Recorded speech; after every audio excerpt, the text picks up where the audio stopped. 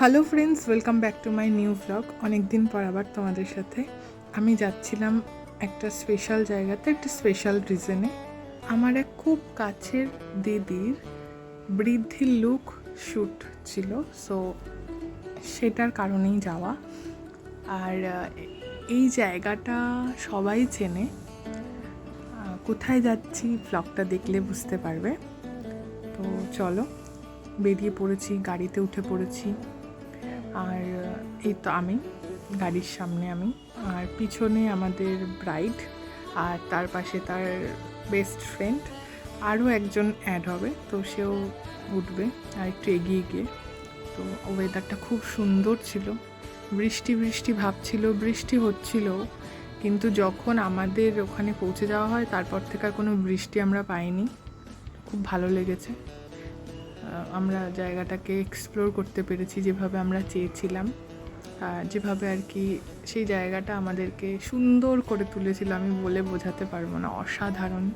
আমি হয়তো সেই লোভেই এসেছিলাম যে আমাকে এই জায়গাটা দেখতে হবে, মানে এই সুযোগ ছাড়া যাবে না। তো এত সুন্দর একটা রাজবাড়ি, এই রাজবাড়িটা অসাধারণ। অনেক জায়গাতে হয়তো অনেকে দেখেছে এই রাজবাড়িটা, অনেক ভিডিওতে, অনেক মুভিতে, আর আমি নিজের চোখে দেখতে পাবো এবং আমি সেই জায়গাতে যেতে পারবো। মানে আমি এক্সপেক্ট করিনি এত দারুণ একটা জায়গা, এত দারুণ। এই যে সেই রাজবাড়ি, এই রাজবাড়িটা নিশ্চয়ই মনে আছে অনেকের, কারণ অনেকে ভিডিওতে, পিকচারে, ফটোতে দেখেছে। আমি নিজের চোখে দেখতে পেরেছি এবং আমি সেখানে যেতে পেরেছি। এটা আমি মানে এতে যা খুশি আমি বলে বোঝাতে পারবো না। আমার দিদির আর কি ফটোশ্যুট ছিল, আমরা খুব এনজয় করেছি, খুব ভালো লেগেছে। মানে এত সুন্দর ওই জায়গাটা, আমার নিজেকে কোথাও গিয়ে মনে হচ্ছিল আমি হারিয়ে গেছি। এখানে ফটোশ্যুট চলছিল, আর আমি তো কিছুক্ষণ জাস্ট দেখেছি যে আমি পৌঁছে গেছি জায়গাটাতে, আমি সিরিয়াসলি পৌঁছে গেছি জায়গাটাতে। তো একটা অসাধারণ রাজবাড়ি, অসম্ভব সুন্দর।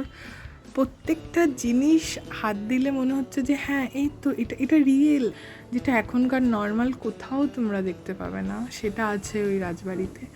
অসাধারণ অসাধারণ, মানে ওটা ওয়ার্ডে জাস্ট বলে বোঝানো যাবে না। আমি আমার প্রচুর ফটো ভিডিও ক্যাপচার করেছি এখান থেকে। অসাধারণ একটা জায়গা। আব জয়সা কোই যে মুভিটা, ওই মুভিটার মধু বোসের বাড়ি দেখানো হয়েছিল এইটাই।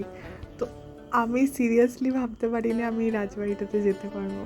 আর আমি জাস্ট বলে বোঝাতে পারবো না, এত সুন্দর ভিতরটা, এত সুন্দর। আর এই রুমটা তো অসাধারণ। পুরনো সময়ের যে পালঙ্ক, পিয়ানো সব কিছু ছিল এই রুমটার মধ্যে। আর একটা আলাদাই ভাইব। আমি খুব এক্সাইটেড ছিলাম, যে কারণে আসা সেটা সাকসেসফুল হয়েছিল। এই রাজবাড়িটা একদম হেদুয়া মোড়ের কাছাকাছি রয়েছে। অনেকেই এখানে ফটোশ্যুটে যায়, ভিডিও শ্যুটে যায়, মুভি শ্যুট হয়। খুব সুন্দর জায়গা। আমরা 2:30-এর মধ্যে ওখানে পৌঁছে গেছিলাম, আর তারপর আমাদের 6:30টার মধ্যে ফটোশ্যুট কমপ্লিট হয়ে যায়। আমরা চেঞ্জ করে বেরিয়ে পড়ি। তো আজকে রাজবাড়িতে শুটিং কমপ্লিট।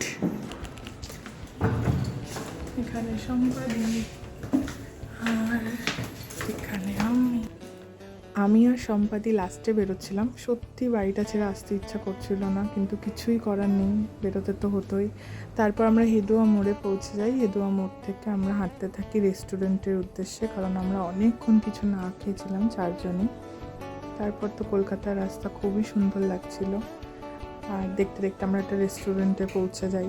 তারপর আমরা পাগলের মতো খাবার দাবার অর্ডার করি, কারণ আমাদের খুব খিদে পেয়েছিল 4 জনেরই। তার সাথে তো ছিলই বাড়ি ফেরার তারা। তো আমরা অর্ডার করেছিলাম fish finger, chicken pakora, fried rice, chilli chicken, আরও এক্সেট্রা অনেক কিছু ছিল। সত্যি কথা বলতে খাবারের কোয়ালিটি ভালো ছিল, কোয়ান্টিটি ঠিকঠাক ছিল, প্রচুর কোয়ান্টিটি ছিল। লাস্ট মোমেন্টে আমরা খেয়ে উঠতে পারছিলাম না, এত কোয়ান্টিটি হয়ে গেছিলো। তারপর আমরা খাওয়া দাওয়া কমপ্লিট করে ধীরে সুস্থে ক্যাব বুক করে বেরিয়ে পড়ি আমাদের বাড়ির উদ্দেশ্যে। দিনটা সত্যি খুব ভালো কাটলো, আর এত সুন্দর সময় কাটিয়েছি আমরা চারজনে মিলে, বলে বোঝাতে পারবো না। তোমাদের সাথে আবার কোনো একদিন একটা স্পেশাল ডে শেয়ার করবো। আজকের ভিডিওটা এই পর্যন্তই। আমার ভিডিও ভালো লেগে থাকলে প্লিজ লাইক, শেয়ার, সাবস্ক্রাইব করতে ভুলো না।